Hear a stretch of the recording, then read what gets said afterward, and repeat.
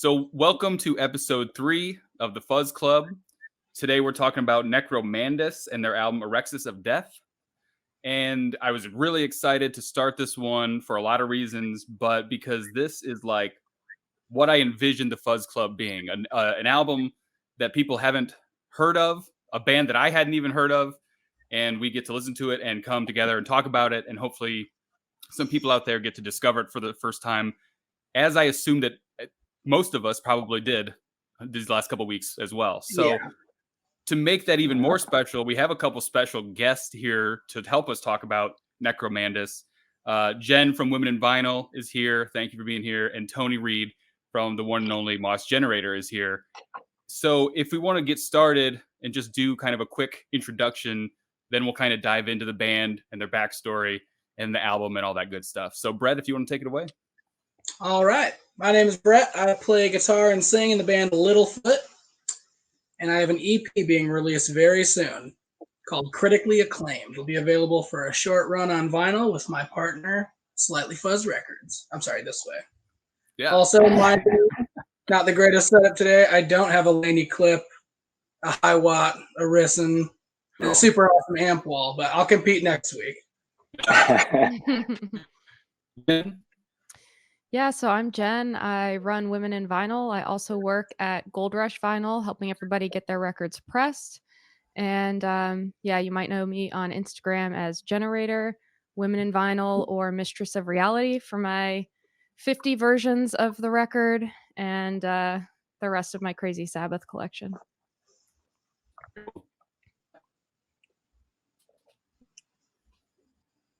My name's Ryan from High Desert Queen. Okay, I'm up. All right, so I'm Ryan from High Desert Queen. I sing in High Desert Queen, and I also run Lick of My Spoon Productions. I'm Tony from Mos Generator and some whole bunch of other bands. Somehow keep me busy all the time. I have a studio also I've been doing for about 30 years, recording and restoring old LPs and stuff. I get a lot of work from bands from the 70s that are needing to restore for repress and stuff like that, and mastering and mixing of all kinds of bands in the heavy stoner genre. Cool. Thanks, Tony. And I'm Pat Schober from Monster Riff, and I write about all things stoner rock and stoner metal. Right on. So, like I said, we're talking about Necromandus, Orexis of Death. And I could easily just read from their Wikipedia page because it's interesting enough, but I won't.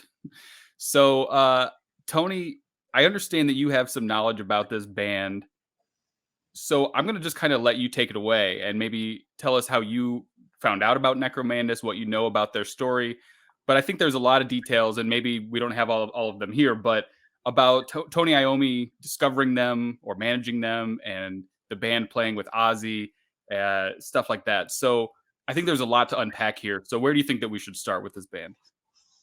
Well, first, they're from the Midlands or up in the area where Sabbath were from, Birmingham and that kind of stuff. And they kind of seem to run around with them. I know that they did some roadieing for Sabbath here. That was the big thing, that they were Sabbath roadies. That's not completely true, but they did some of that and played around in the area. And yes, Iommi did manage them in 72 and 73, and he got him a record deal with Vertigo. And it, for some reason, there's live recordings of March of 73 where they're saying our album's going to be out in 2 or 3 weeks time on Vertigo, and it never came out. So there's a huge mystery. And Iommi was running this Taurus management at that point. I just feel like he was too busy. This was like right after Volume 4 came out. Is that right? Yeah, Necromandus toured with Sabbath on the Volume 4 tour. So if you listen to that Live at Last record, which is recorded in a couple places in early 73, Necromandus and Badger were supporting them on that tour. Wow. And, unfortunately, they didn't multi-track the Necromandus shows, which would have been really great because all the live recordings I have are pretty rough. But the freeforming is really amazing. You know, Baz Dunnery is just such a great guitar player. And so after the failure of the Vertigo record to come out, they trudged along for a little bit longer, and then Baz left. And when someone like that leaves, they couldn't recover. They couldn't find another guitar player like that. So is there a reason, or is there like folklore around why that album never came out, or why they didn't? I mean, that's a big push, especially at that time, to have Tony Iommi. Pressing plants were you. just as backed up. Yeah. Well, what I was reading was that We just waited a year. Go ahead. Yeah, so what I was reading was, so I read a lot of interviews with their drummer, because apparently he was just friends with everybody, kicking around with like John Bonham, all those guys, literally just hanging out with Bill Ward and Tony Iommi all the time. And he grew up with Ozzy, and they were just all super tight with everybody. And then he was just kind of always playing around there, which it does shock me that they couldn't find another guitar player, because in that area, what I read from the interview was that he was like, he's like, so pretty much when the crippling anxiety took our guitar player out, Baz, as you were saying, he's like, he called Tony straight up and was like, because they were about to go out on a U.S. tour to like really slap their stuff in front of everybody. And they were about to go out on a U.S. tour, and he just quit. He was just like, nope, I'm done. Just didn't tell anybody. He was just like, I'm out. And the drummer said that he called Tony Iommi, who was already on tour right now. He called him and he was like, hey, man, he quit. What do you think we should do about the record? And Tony Iommi was like, do you think you can find a guitar player as good as him, or somebody that can replace him? He was like, no. And he was like, you should probably just quit then. And that's what he said, why they just dropped it. But I'm like, come on, dude, you got Richie Blackmore. You got any of those guys. I'm like, Jeff Beck quits his band every other week. Why not call him? All it takes sounded like they were kind of slated. It sounded like they were kind of slated. I mean, obviously from the connection to Tony and Ozzy, but they were kind of slated to be the next Sabbath or something. Like people projected them to be this really big band, it sounded like. And then for them to not even put out the material just seems so weird. Yeah. I mean, tons of albums got shelved back then all the time. Yeah. And personally, when I listened to it, that's not. And also, I brought my mom in on this Fuzz Club stuff. I have her listen to the albums too with us. She called me and she was like, "This sounds like Yes, Frank Zappa, and Black Sabbath doing one project together." Yeah, Sabbath like meets cosmic combo. one that I saw come up a few times. Yeah. People. Well, I was drawn to it because of its connection to Sabbath. This is probably like 20 years ago. A friend of mine had a CD. It's been issued. Orexis of Death has been issued a lot of times. I have all the issues on vinyl, and there's been all these weird compilations and stuff. And but they really don't resemble Sabbath hardly at all. I hear a lot of Tull. For sure. Yeah, listening to it, going into it, knowing that they had this connection to Black Sabbath, and then kind of going into it with that ear, I was like, there's like no distortion here. There's no fuzz here. And really the vocals are, clearly nowhere like Ozzy. Yeah.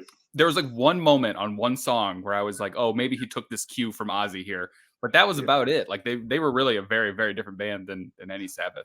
I think when the record starts, though, it sounds very Paranoid to me. I mean, almost that riff is almost identical in my ear. I mean, and then there were other parts to me that reminded me of the band Dark, who also put out a record in 72, and it was like just one record. And other people have reissued it a ton of times, and I think it's the guitar player, somebody from the band has found out that other people have been bootlegging it, and so he's been raising money to put it out himself again. But they have this song called Zero Time, and I can hear a lot of that in this too. It's really cool. You figure a lot of these people were kind of hanging around or whatever, Yeah. Especially these British bands that were playing all this heavy rock. There had to be just, how when you hang around all your buddies or what, I mean, whatever's floating around the scene gets kind of recycled. I hear a lot of Nectar in what they're doing too. Mm-hmm. And they were going pretty strong at that point, but it's such a weird.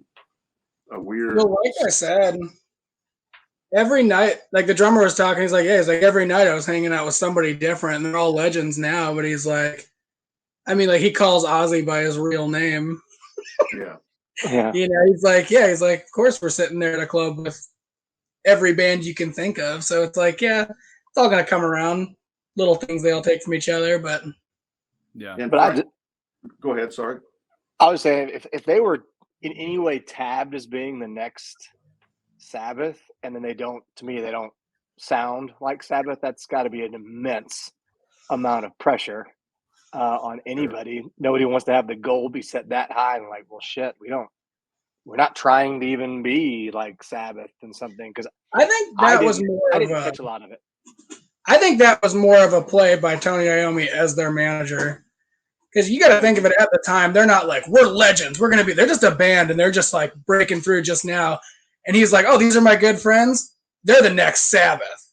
You know, he's not thinking we're going to be legends for the next 50 years. Like, if I had a friend in a band and my band was successful, you bet your ass I'd be like, oh, the next Littlefoot. Fucking A right, you know? Of course. Like, he's their marketing. So, like, of course he's going to be like, they're the greatest band ever. It's a bold statement for sure, because we're still looking for the next Sabbath. So yeah, it's not like they can go on YouTube and be like, Necromandus, what do they sound like? He's like, they sound like Sabbath. So anybody that likes a Sabbath record is going to go to their record store with their $30 and slap it on the table and buy the Necromandus record. I do wonder how heavy they could get, though, because like I found the self-titled record as well, and there's some like really weird stuff on there that's even more toll. It's like very folky, like very folk rock. But I wonder like how far they ever went into the other direction, which was just like super super bassy, a lot more of that Sabbath vibe. I have probably 7 or 8 live shows from '72, and so where they're stretching out. Some songs are like 20 minutes, and that they certainly push the limits of. I mean, they go like Nightjar, that first song on Orexis of Death. They don't go too far past that crunchy sound. It does seem to, and it only does because the audio quality is rough. Like they're pushing their amplifiers in the PA, and that's what's making this saturation on the live stuff. But they seem to keep it pretty in that same box as you hear on the record, you know. And but they did other recordings too. The record I released has some unreleased material on it, and a friend that gave me all this stuff, who's friends with the band. I've actually met Frank Hall, the drummer, and he's come out to see us a lot of times, or 3 times, and we would sit and talk about what they did. And he actually drew me a photo. He sent me a thing that he drew of the band, and he gave me a bunch of really cool stuff, like original Taurus 8x10 promo photos and stuff from '72. Like those for and it says managed by Tony Iommi on this thing. Oh, it's super cool stuff. Wow. But that's who I'm getting via somebody else, is getting stuff from him and then transferring it and sending it to me. And of course, I just keep getting better and better versions of these recordings. Like take for instance, the Orexis of Death record is, in my opinion, I think it's a rough mix. And every copy of the record that I have has dropouts in the same area. It's from a cassette, I'm almost positive. And all the dropouts happen in exactly the same areas. Luckily, whoever dumped it down with quite a bit of treble so that they could notch that out when they made a mix of it. So it wouldn't be, there's no tape hiss on it. It's actually a pretty good mix, but I've got other mixes now. And I'm like, okay, this is either the final mix or that's the final mix, and this is a rough mix. Some of it sounds a lot better, but I seem to be like a weird Necromandus archivist. Sounds like I really have a lot of stuff by him. So how did you first hear of Necromandus? Was it when you were working on the record, or was it? No, there was a buddy like probably like 20 years ago, and he had this CD because we would trade. So what do you got? Like an Audio Archives that was putting out all kinds of cool downer rock compilations and records, and they did like let's see. Oh, he came prepared. Yeah, he did. This is an Audio Archives. It's called Necrothology, and then there's Orexis of Death on Black Widow, Orexis of Death on Rise Above Relics, this is the definitive one. I think It has that's a the one live- that I listened to on Spotify was the and live Yeah. version. Yeah. Yeah, Same here. same. And this is the first one, and it's called Quicksand Dream. It's not even called Orexis of Death. Interesting. Wow. And then there's the one that I released, which has like, you know, a bunch of unreleased stuff and some acetates and live recordings. And so we would talk about audio archives, and I got it from this dude, and then I covered Stillborn Beauty probably about 10 or 11 years ago, and put it up on, and this dude put it up on YouTube, and then the band got a hold of me. It was longer than that. It was probably 12 or 13 years ago. Then the band got a hold of me and was like, man, it's really cool that you did our stuff. And then when we went on tour over there, this band I was in at the time, Frank is the only one that's still alive. He came to a couple of shows and came again in 2017. And so that's how that all came about. And I was just taken by Baz's chord, what he chose, what kind of chords he chose to play. I felt like I was really in tune, and really, they moved me. They sounded like something I would write. These really odd jazz type chords. I'm totally familiar with all these, but I don't hear very many people using them. So I was totally drawn to his guitar style. And I have to admit too that I'm way late to the game on Necromandus. Like, I heard about him 2 weeks ago. We said, hey, we should do this record. Yeah. And I started listening to him, and my catalog doesn't go back as far, like my rock history doesn't go back as far as it should. I'm getting into that now, but like, you know, the stuff I listen to is like, you know, obviously Zeppelin and like King Crimson and things like that. So that's the stuff that I would hear because it's what I know. Yeah. But modern, and I'll be completely honest, there's a lot of his vocal patterns and even some of the guitar thing. I was like, man, there's like some Mos Generator in this, and to me, that's purely just because it's what I know, because I listen to you guys a Sure. lot, so I hear not that the patterns are the same at anything you do. They're just an unusual pattern, not something you hear traditionally done. And I was like, wow, like as a vocalist, I was floored by this record vocally. I thought his vocal patterns were so cool and his cadence was so unique. So I was all in. And to be completely honest, I can hear like some of the interesting vocal patterns you choose, Tony. I can hear some of that. It reminds me of that. It's not the same, Okay. but it reminds me of that. I think that's why I was so drawn to it, because it did kind of, you know, move me. So I'm like, wow, okay, I get that. So yeah, it's because I was already pretty developed as a writer when I first heard that record. And Yeah. so, but sometimes you're like, that's why it moves you. That's like, you know, really Correct.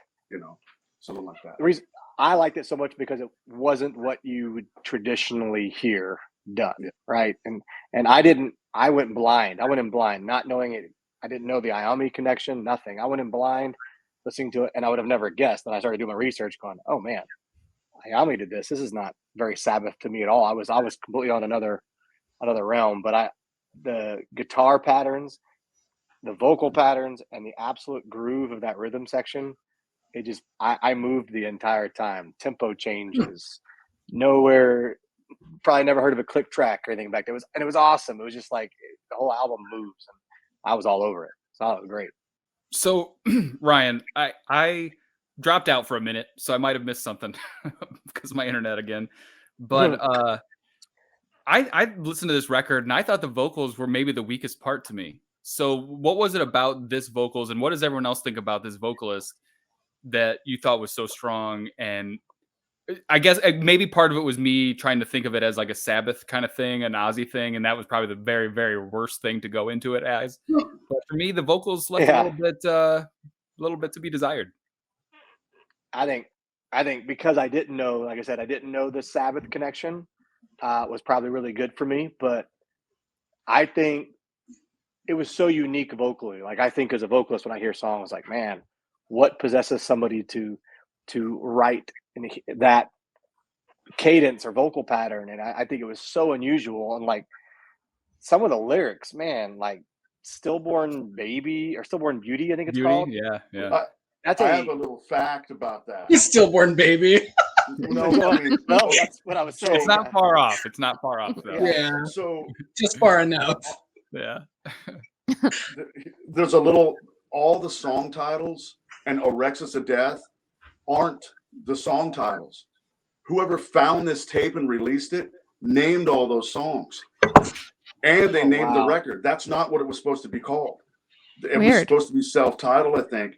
And I have all the real names. And so sometimes when I get these files, there'll be, weird titles on them. Okay, that's Stillborn Beauty, or that's. Do you have the record, like the album or the titles of the tracks with you right now? Yeah. Can we set the record straight? Yeah, because that's so interesting to me. I was just talking. Yeah, that's something. If I was watching this, I would want to know.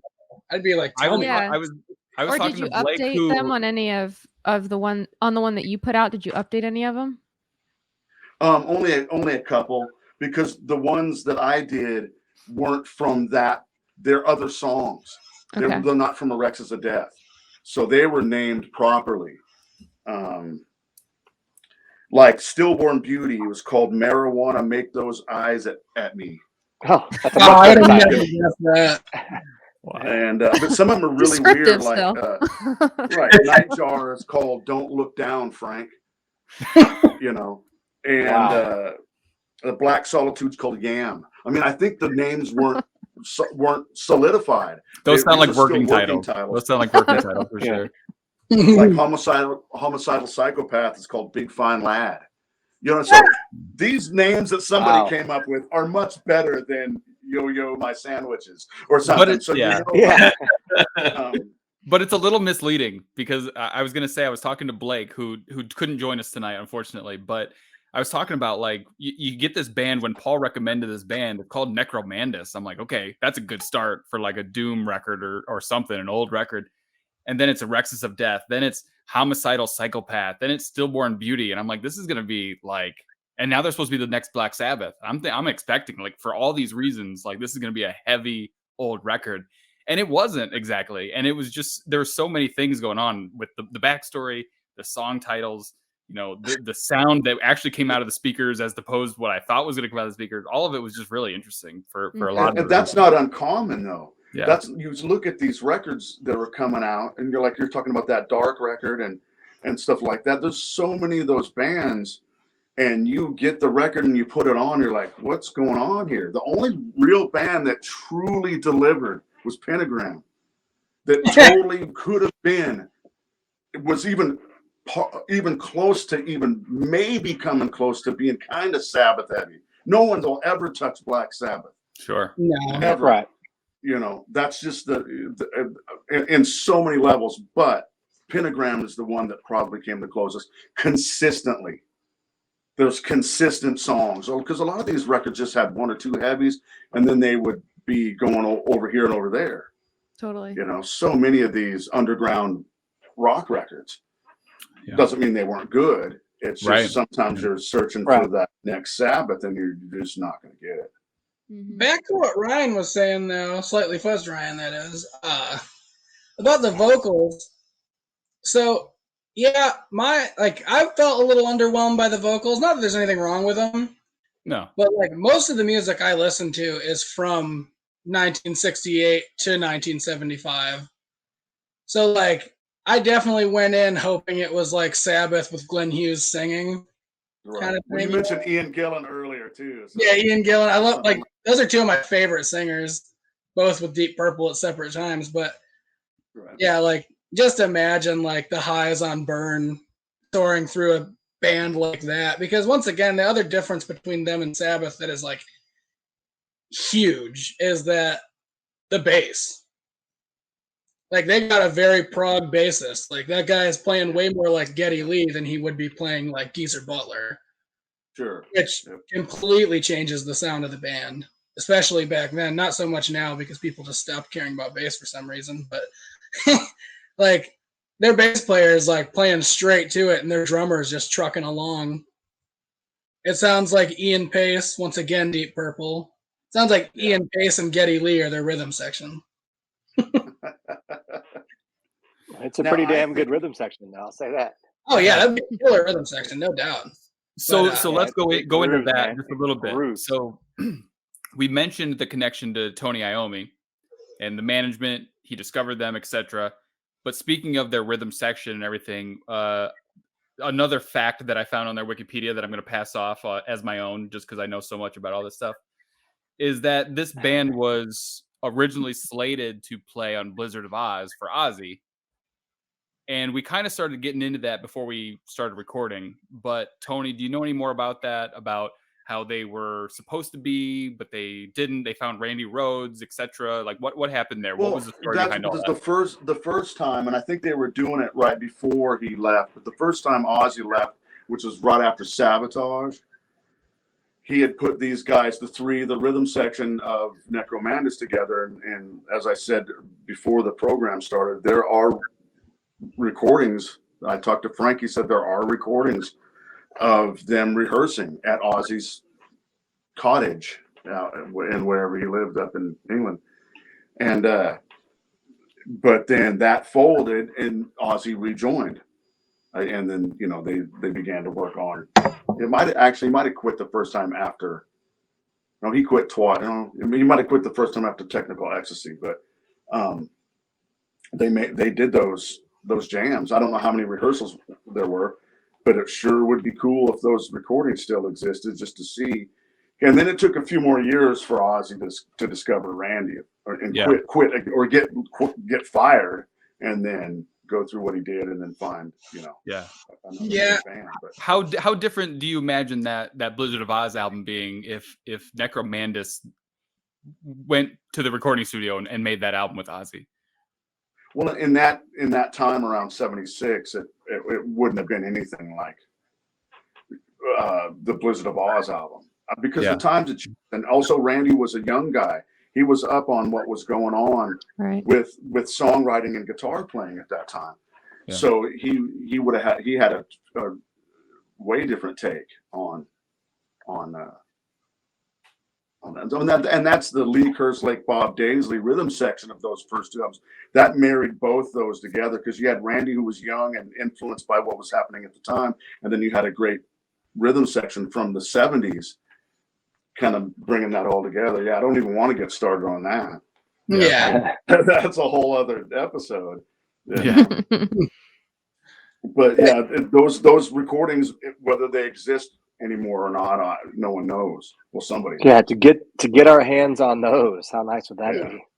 Just a fly on the wall would be, that kind of thing would be awesome. Mm-hmm, mm-hmm. Yeah, I read some interviews about those sessions and everything, and about that whole time period. Once again, from the drummer, because he tells a lot about it. But once again, like, Ozzy was his buddy, So like, when they were getting to work with Ozzy, they weren't like, "Holy shit, we're getting to work with Ozzy." They were like, "Oh yeah, we're gonna go do this with him." And like, at that point in time, he couldn't even keep his head on straight. Like he said, half the time Ozzy would just wake up at like 5 PM, come downstairs like, "What do you guys got?" And they're like, "Oh great, we got this," And they were like, they said it was pretty much doomed from the start. Yeah, which that's just the time period where Ozzy was. Yeah. And then I mean, like, you guys all know he's like just totally facing the spaghetti, kind of messed up. But yeah, he said that was all pretty much just like a pipe dream, and they kind of got tired of it after like a couple weeks. And they were like, "Whatever, we'll just go back to doing whatever we're doing." And then on another note, Vertigo is the one that screwed Black Sabbath right before they dropped what's that album? It's the one where they're standing in front of the mirror. Sabotage. Yeah, so they're the ones that dropped him right before Sabotage, right? But kept screwing him on all their reprints and all their. That was their management that was doing that. The management was giving them. The dude in the fun. Because they went up through Vertigo. I've got some Vertigo Never Say Die copies. Yeah, I actually got them sitting over there. And Heaven and Hell. And they went pretty far up on Vertigo. Yeah, it started getting passed around all over the place. Mm-hmm. Yeah, I mean, they've been released. I mean, that's why I have 50 copies of Master of Reality, because they just started passing them around to anybody that would release. Quick question: what's your favorite copy? The original Vertigo UK and the Japanese Vertigo are my favorite too. I like on the green label Warner Brothers with the subtitles on it. With I death think the mask green and everything. label, Yeah. Yep. I think those have the best. They're the darkest sounding versions. They're the heaviest sounding ones. They could probably use a little notch and some frequencies up. Okay, sorry. I think that's actually a fascinating part of this. Like the fact that you can tell a difference between 50 different versions of the same album shows the difference between your ears and mine. Because I think that I would listen to that and be like, yeah, I know, I've heard this before, I get it. And the fact that you can tell a difference between 50 different copies is amazing. Well, listen to the quadraphonic paranoid on a stereo, on Right. a two-channel stereo. You'll get all kinds of different, different stuff, but stuff placed weird because there's missing things, and that's super fun. Wow. I love Well, it. it's interesting because how the records are pressed, how are the masters getting passed around? Were people sending metal plates? What was going on? Like with the Japanese pressing, for example, like the oil embargo was different, so the vinyl was different in Japan than what was happening in the States and in the UK. So there's all kinds of crazy stuff that if you sit and listen to the nuances, is like pretty crazy. Yeah, there's so many through each country you don't know where their masters are coming from. Yeah. Exactly. That, like you're talking about, you're like, man, I was thinking about that the other day. Like you got a Taiwanese version of the best of Black Sabbath. Well, where are these coming? Are they taking them off another record? Or, you just never know. Exactly. Yeah, that's why some of them wear sound so out. bad. Things fade. Yeah.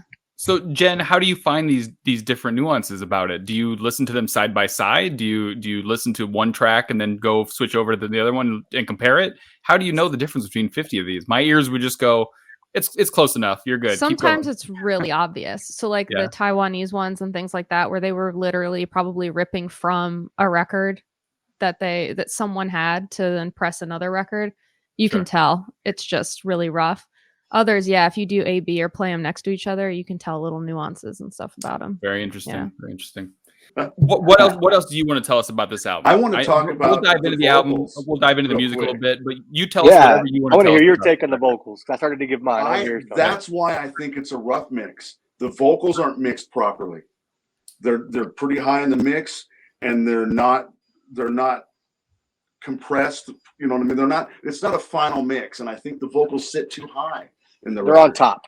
They're totally on top. They're on top, and there's other things that aren't present enough. And in these other mixes I've been getting, I was getting a more dynamic drum mix, stuff like that. The drums are real mono-ish on some of this, but I've got other versions where they're spread out and there's a lot more punch in them. And so it could have been the source tape was an earlier. Well, it's not the same mix. I know that, so it's not the source tape being an earlier copy.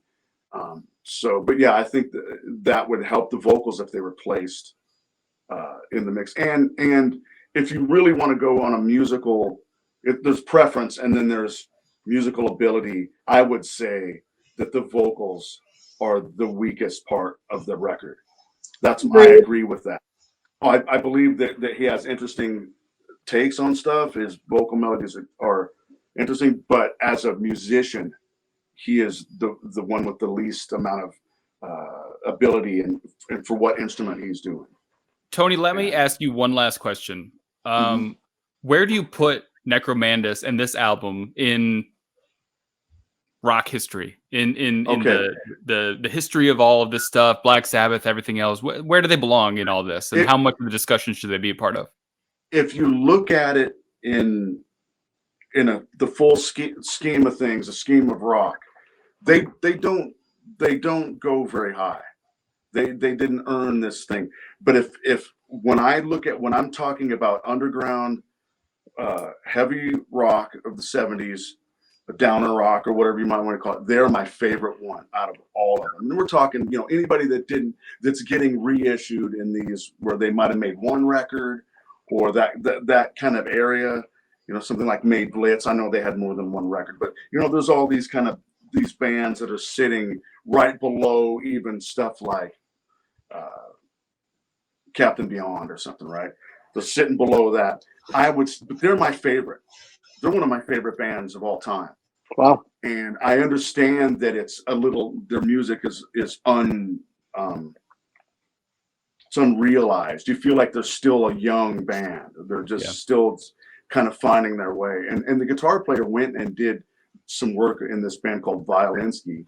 And that he doesn't shine in that. I was really hoping when I got that record, it would have his amazing playing. I actually hear Iommi taking from Baz later on in some of his solos when they became. I mean, I hear a passing back and forth because the Planet Caravan solo, of course, has that jazzy solo, and Baz is like that. But then Iommi kind of takes his style later and starts to use it on stuff like at the end of Symptom of the Universe when it goes to that acoustic section, which is my favorite part of the song. That part's amazing because it sounds like Necromandus. Yeah, it grooves so well. Yeah. Yep. But anyway, okay, I have to go. Tony, I really appreciate you coming on and telling us all about this record because I think it's very interesting in the whole story. So thanks a lot for being here, man. You're very welcome. It's nice to meet y'all. Yep. Me too. Now I'm going to pull out. I can't play it. Thanks for dropping some knowledge, man. Take care. Thank you. Bye. Bye. Awesome for Tony Reed to stop by and to tell us all about that stuff. It's cool that he had all this back knowledge about it. I've never heard of this album before. I know a lot of us hadn't. So I guess we were all missing out on this, although it's not very fuzzy. So I guess maybe there's a reason for that. Dude, I dove in hard to it last week. Yeah. I started reading everything I could find about him. I dig it. Like, don't get me It's wrong, really I dig it. interesting. I find it really interesting. It's really cool. But the question you just asked Tony, like to sum all that up, they didn't have any time to grow. Yeah. You know, so it's hard to place them anywhere. Being that you have to think, like, even in 3 years, which is when they probably would have released another record, the amount of things that came out in between that and the amount of stuff that was made to ease production, anything. Like, look at Led Zeppelin 4 with the Echo Wreck on John Bonham's drum sound in a stairwell. Like, you know, they had stuff coming out like that. Like, so you can't even imagine what they would have made next. You can't imagine how it would have sounded at all. So to place them isn't really fair because they never had a fair shot. Right. But, it's a But cool also album at the to same never time, hear they had the now. ultimate leg up.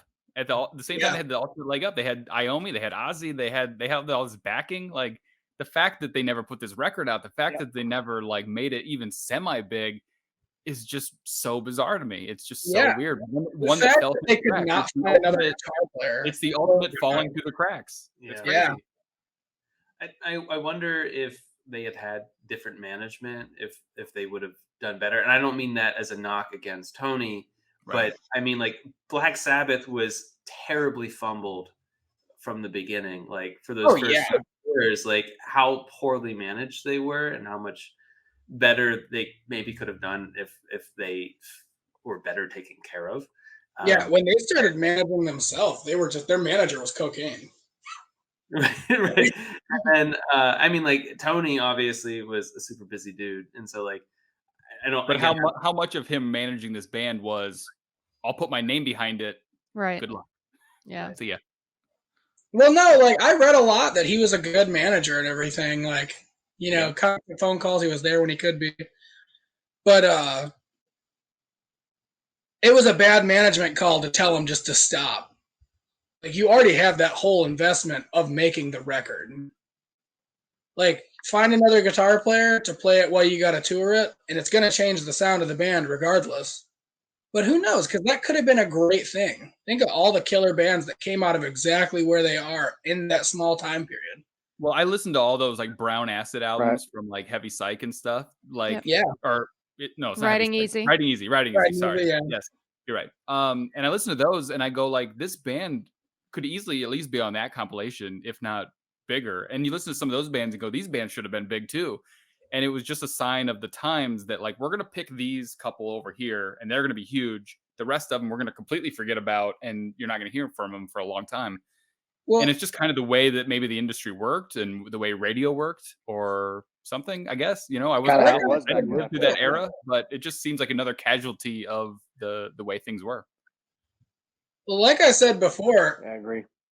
at that time, nobody thought that they were going to be legends for the next 50 years. Like, that's like, you got to think, like, if you right now were in a band and like, you're like, okay, we're making this record, you know, like even your friends that are in Led Zeppelin and Deep Purple and Black Sabbath, even those guys are like, man, I hope we can ride this out for another year. Like, that's how everybody's looking at it, man. Like the Eagles, they thought they were like, man, we got like another year tops, like when they released Hotel California. Yeah. They didn't think we're going to be on mainstream radio every single day for the rest of our lives. Like, so there is always that, like you have to take into consideration. It's not how it is now, where we're like Black Sabbath, fucking legends. Like they're here forever. I listen to them every day. Now they were like, hindsight is a special thing, right? I mean, hindsight is something where, you know, you just look at them and you go, they must have known from the start that they had something special. And the fact is, they probably went 20 years into it and thought that they could be, you know, a grocery store cashier the next day. Who knows? Yeah, exactly. So, all right, I want to move this along and go into the album a little bit more, but like I tried multiple times, I want to share this one little fact. Frank Hall, who you mentioned, the drummer, I think the only surviving member still at this point. Yeah. He was friends with John Bonham, I think what you mentioned. Yep. And he was gifted Bonham's Green Sparkle Heartbreaker drum kit. Yep. Which I thought was amazing because I'm such a Led Zeppelin fan. I'm a huge Led Zeppelin fan. So the fact that he gave it to Frank Hall either means he thought he was something special or they were just really close friends. But also, to that story, is now owned by the drummer of The Verve. That's wild. Does anyone remember The Verve? The Verve. Yeah. Freshman. So no, I had to put that. I had to put the Verve pipe, yeah. Not the Verve pipe, which was a bigger band. Verve is Richard Ashcroft. The Verve had one I used to song. listen to Richard Ashcroft, which, yeah, exactly. Yeah. Well, and Yeah, it wasn't I even did there. read Didn't about they the Green steal Sparkle. the sample? That's a good possibility. Yeah, I mean, it's a great song. It's a classic, but yeah, they had one song and half of it was stolen. Yeah, but Bittersweet Symphony, they stole the sample. They get no royalties on that song. Oh, that's tough because it really is one of my favorite songs from that like era of music. And it's their one song. That's tough. That's a tough one. So anyway, now he owned John Bonham's Green Sparkle kit, and it was Frank Hall's. So I read about that, and it was actually like when Carmine Appice, not Appice, Appice got his, like when he got John Bonham's Ludwig endorsement and everything. Shortly after that, they were hanging out and they were playing gigs, and Frank was there, and he was like, "Man, those Ludwigs are cool. I'd like a pair." And he was just like, "Take them home." Wow. Yeah, he just hooked it up. Yeah. I love it. Mm-hmm. So let's talk about the album. We talked about the backstory, which I think might be the most interesting part, unfortunately. But the album is very interesting. The album is definitely different than what we've talked about so far on the Fuzz Club. It's definitely not fuzzy. Like I said earlier, it's not fuzzy. So what did everyone think about it? And let's be honest about it. We kind of dove into the vocals. Some like it, some don't. Some thought it would be heavier, some didn't. You know, what did we think about it? And what was your highlights and lowlights of this album? Before you told me anything about it, I thought I was going into like some sort of thrash thing. Yeah. By the name. Yeah, exactly. So I was more pleasantly surprised again. In the beginning, to me, I hear some Paranoid in there. And like the first track. And then again, like some just like a proggy kind of sound throughout. I mean, I enjoyed it. I mean, like I said too, I got the record. I want to hear it on vinyl too. Mm-hmm.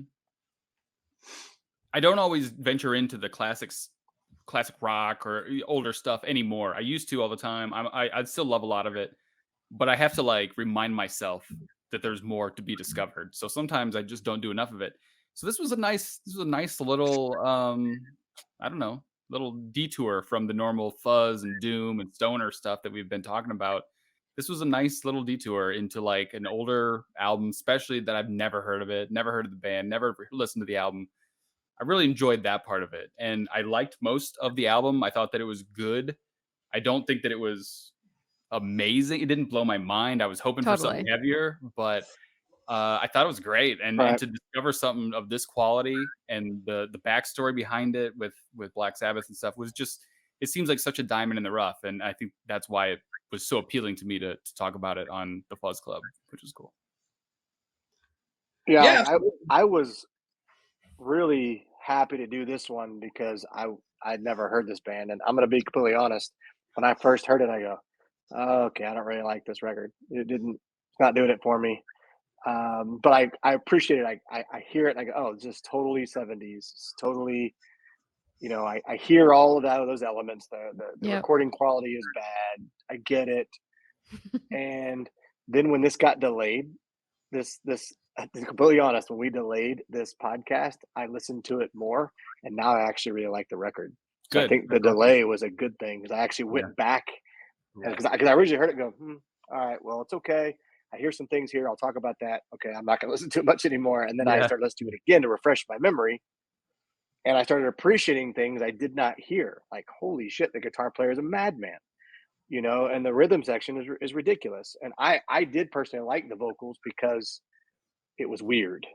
Like, not that I'm weird as a vocalist, but he was weird. And I appreciated that. That was like so not what I think anybody would have done, to a fault maybe, on some of those songs. But I appreciated it. It was out there. Mm-hmm. So it grew on me, to say the least. Mm-hmm. Brett, do you want to go next? Yeah, sure. Yeah, I was hoping for more like vocally. Like, don't get me wrong, I did not hate the vocals at all. No, yeah, I didn't. What I was hoping for was more like Montrose, Sammy Hagar era. Like that over top of that would have been like killer, like Bad Motor Scooter, Hard or Rock Candy, like all that kind of shit. Like, or like I said, like if Glenn Hughes was the lead singer of that band, that would have been crazy. I feel like it would have pushed it way over the top. But I mean, like I said, I don't hate the vocals. They're just pretty middle of the road. And like you said, the melodies and stuff are super creative. But I think like if we would have had like a crazy good vocalist, I think it would have been released regardless. Not to mention, like I said about, like at the time, like not sure about what's going to live on and what's not going to. I feel like if they would have had a bit more of a selfish front man, he would have made him release it anyways and been like, fuck that guy, quit, whatever, let's just go. Yeah. Yeah. What's funny is we're also looking at it through this lens of, it's called Necromandus, and we already went through these details, but it's called Necromandus. It's got backing from Black Sabbath. It's songs like the Homicidal Psychopath, the Stillborn Beauty. It's called Orexis of Death. All these things, this is how we're looking through it, or at least how I'm looking at it. And I'm going like, it just doesn't live up to the heaviness of all those words that I just said. And that's not fair, because that also wasn't necessarily a good thing during that time either. I mean, Black Sabbath got a lot of backlash. They had a different band name, which we didn't talk about yet. They had a different band name. They chose this Necromandus from like a radio poll or something. They were called something else. So that wasn't their band name. It wasn't the original name of the album. Wow. It wasn't the original name of the songs. So the fact that we're like lumping it in to this heavy Black Sabbath thing is completely unfair, because in all rights, they're like a prog band. It could have just been called anything else, and we wouldn't even be talking about it right now. So it's a little unfair for me to judge it by its heaviness, because there was nothing heavy about them until 20 years later. If I was in that band, I would have named it No.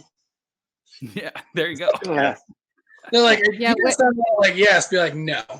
No. Well, Wikipedia says Hot Spring Water, and then briefly renamed Taurus before settling on Necromandus. So yeah, if this was all the song titles that Tony listed off, like This Is My Friend Frank or whatever it was, and like and then they had a name like that, I don't know that we would even talk about it right now.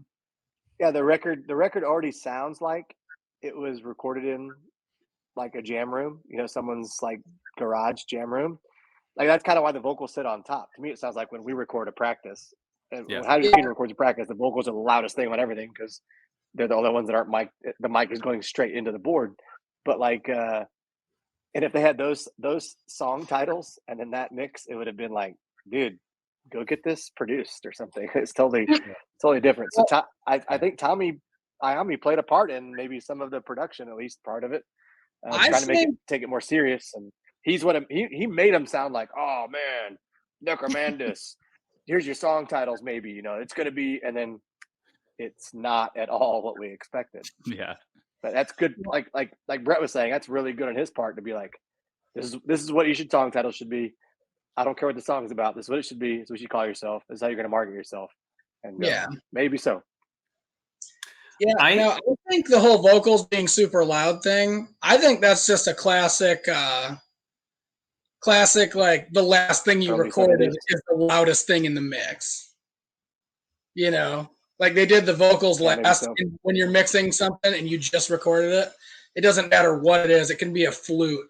The next day when you go sit down at the desk and you click play, the flute is blaring through the speakers, and you're like, "How the can I let that be so loud?" But like they probably were like trying to get it all done quick. Vocals just super loud because they did them last every time, and it's not like you can just undo, Control Alt Delete, fucking Pro Tools the hell out of it. It's there. It is. You know. Yeah. What it is, it's on tape. We already bounced it down, so sorry, dude. You know, and they're like, "Well, can we remix it?" And they're like, "Well, that's going to be another reel of tape if you want to go pick that up for $50." Yeah, exactly. Yeah.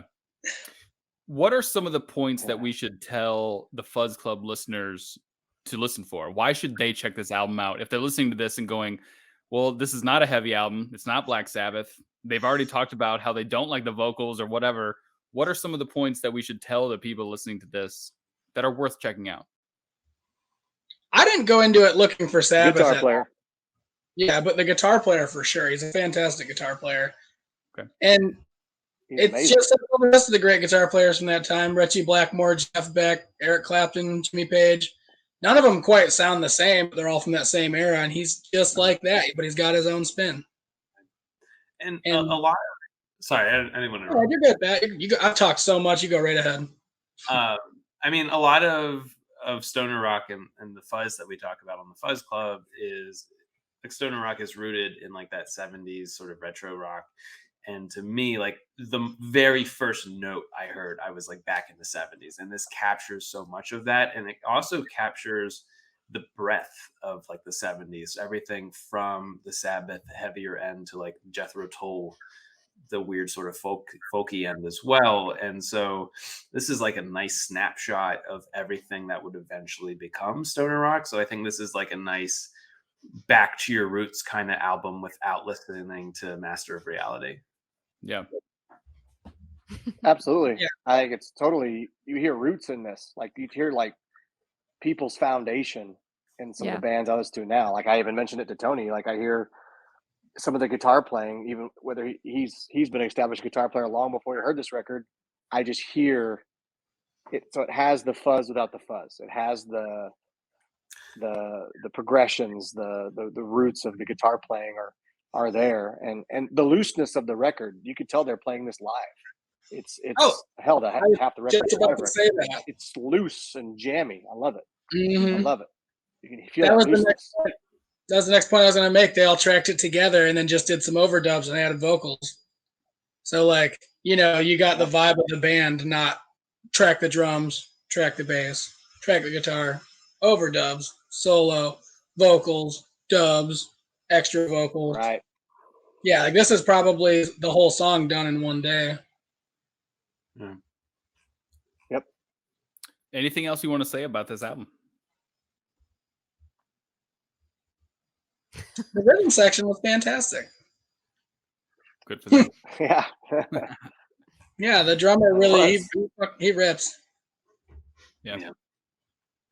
I think anyone that listens to this will want to check it out after hearing this conversation. So I hope so. I mean, I think that's what made this one very interesting to me for a lot of reasons. Is that we didn't all love it. We didn't all agree on what we loved about it. We didn't all agree on the vocals. We didn't all agree on the production. The backstory kind of took a forefront to the music. I think that it's interesting, and I think to me that's kind of what the Fuzz Club is about, where people will discover something out of their comfort zone. Because I did, and I hope that other people do. So, yeah. Well, take a chance. Check it out. Tony Reed said Expand your horizons a little bit. I love it. I think that's cool about it. Tony Reed said it's one of his favorites. People will listen to it. Believe me. Yeah. And I mean, if you're a vinyl Sabbath person like me, then you have to buy it for the backstory regardless. So yeah, exactly. Yeah. I know that these people listening to this are Sabbath freaks. So if you want a little bit more of your Sabbath history, here you go. Here's a little bit more of it. So I think it's very cool. I'm so glad that we dove into this album a little bit, and thanks to Paul from the Cosmic Peddler for recommending this one, and thanks to Tony Reed for joining us and giving us a little bit more information about it.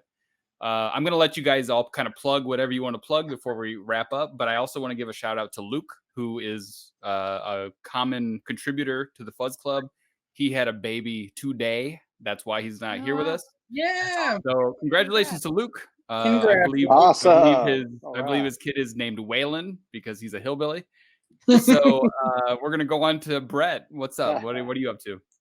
Well, I do want to say a couple things before we sign off here. One, I've never listened to any of Tony's music, so I'm gonna have to get on that tonight. I recently, because he was coming on, I went back and listened to a lot of Mos Generator. Yeah, you know what to do. Just send me the links. Check Good out. stuff, dude. It's Yeah. good. It's good good. stuff, man. It's solid, fuzzy stoner rock. Man, I was more pleasantly surprised than I expected to be. I knew that they were legendary. I knew that they had a big following, but I listened to it and was like, oh, I get it. I know. I see why they are. Yeah, I'm gonna check that out. Start with "Lonely One Kenobi." And Tony, my favorite song right now. "Lonely One Kenobi." Love it. Yeah. Okay, I It's a already good love one. it. Star Wars films. hey, I was Yeah. gonna say that. I would say the same thing. Yeah. I would say the same thing. That song rocks. Yeah. And Tony I is know, one when of he my signed on, one of my I saw favorite. everybody's vocalists. eyes glaze over, and I'm like, who the fuck is he? "Lonely Yeah. One Kenobi" is my favorite Mos Generator song to sing along with, especially during that chorus. I always sing along to that. All right, I'm gonna check it out. But the other thing I want to say is like people comparing this to like Black Sabbath. It would be like if I met somebody who was a huge Led Zeppelin fan, and I was like, "Oh, you got to check out Pink Floyd. They're great," and then like you check out Pink Floyd, they're completely different, but they're still a great band. It's kind of like that comparison, not so much that they sound anything like Sabbath. Right. That's fair. But yeah, look forward to a new Littlefoot EP coming out very shortly. That's my plug. You've been saying very shortly for at least like a year, so. Oh yeah, let's. Yeah, I'm That's looking the forward to timeline it these days for music. more than anyone else. Sure so is. I hope that's true. Yeah, no, I'm almost done finishing up the vocals on the very last song. I got the other ones mixed and ready to go. And I'm gonna master them all together, and it's game over. Let's do it. Jen, what's up with you? Check out Women in Vinyl. We're doing awesome things to inform the community on what's going on with vinyl, how it's made, breaking down any barriers to entry. We've got an awesome job board. We're a nonprofit. Lots of cool stuff happening over there. So check that out. And then if you need a record pressed, we do have long turn times, but hit me up at jen@goldrushvinyl.com. 8 to 10 months. And we do smaller runs. So you can still have your record made sometime soon. Awesome. Check out monsterriff.com.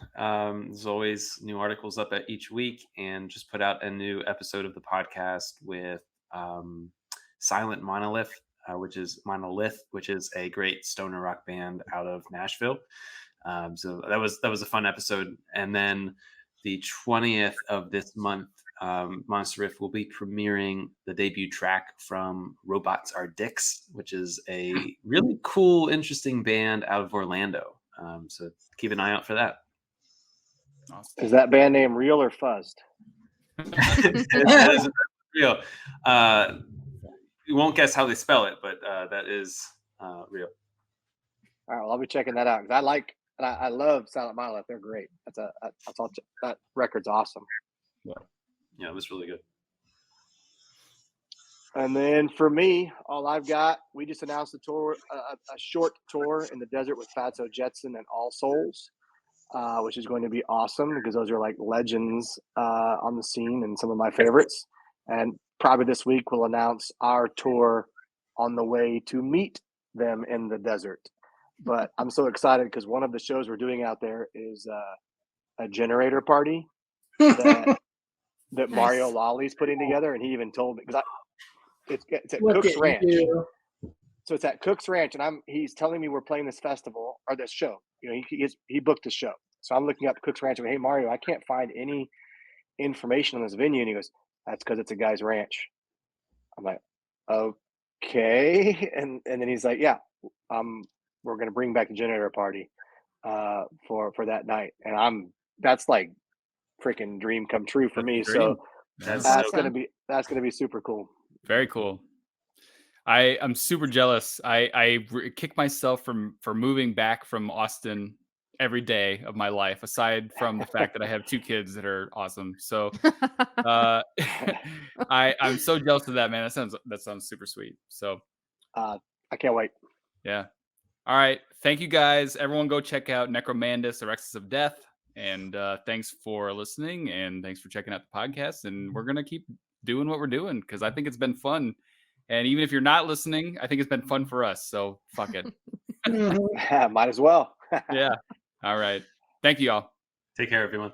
Bye. Bye. Yeah.